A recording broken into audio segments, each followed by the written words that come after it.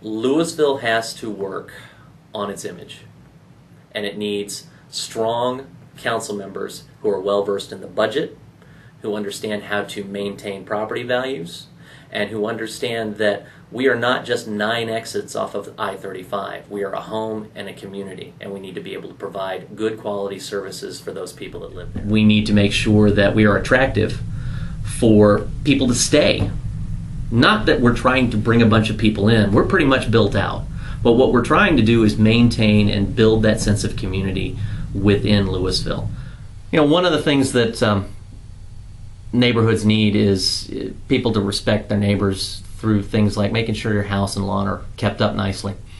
And when that gets out of hand, then the city has to step in, and that's what code enforcement is for. The code enforcement in our city has a lot of rules and a lot of hurdles, especially because of the way the state of Texas aggressively protects property owners and their rights, which is a great thing. But it does create some challenges for our city as far as being able to make sure that things are done in a timely manner.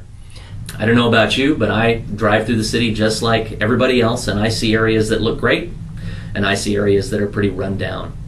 And what I would be pushing for as a city councilman is to make sure that we enforce those standards, we enforce our codes and our zoning. This is why I believe we need to be able to use neighborhood technology, neighborhood websites, city-built types of tools where neighbors can, you know, if somebody's being unneighborly and you haven't had that you've had that conversation with them and they haven't been responsive, that we have an option for escalation that's easy, that's trackable, and that our city can use to go ahead and enforce those violations of codes and ordinances that are above and beyond what a neighbor talking to a neighbor can handle. I believe that we can do that with very little technology. It takes a web address and a phone number and a little bit of marketing. And that will help us to maintain the quality of our neighborhoods.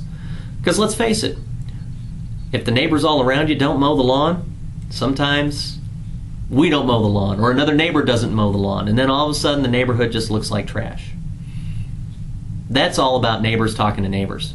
The city needs to be more involved with being able to create a resource for neighborhoods to be able to communicate together. We need to be able to leverage social media and some of those tools through city resources possibly to be able to let our neighborhoods get stronger, so you know who your neighbor is, not just on Facebook and not just because you saw them in a police report somewhere.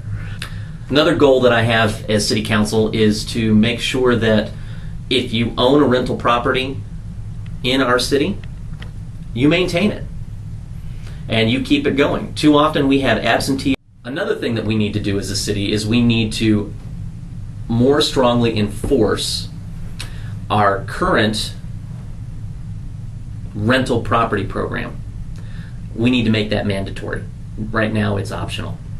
We need to know who owns rental properties in our city, and we need to be able to communicate with them very quickly when those properties exceed a standard that we as a city set. Too often we have absentee owners, and they run down our neighborhoods because they're just trying to pull as much cash out of that property as they can. And then if it gets foreclosed, no big deal. Off they go to the next city. So I'm proposing that we make sure that we have a mandatory registry for those rental properties so we know how to get a hold of those folks who are absentee owners. I'm also advocating that we do things as a city to encourage family ownership, single family ownership of properties, so that we make sure that these houses don't become rentals. I've already been doing that with my work on the Community Development Block Grant Committee.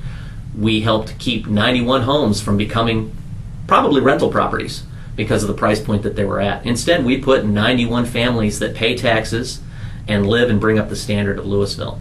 Not only that, but because those houses are being taken care of by a homeowner, it's increasing the property values all around and being good neighbors.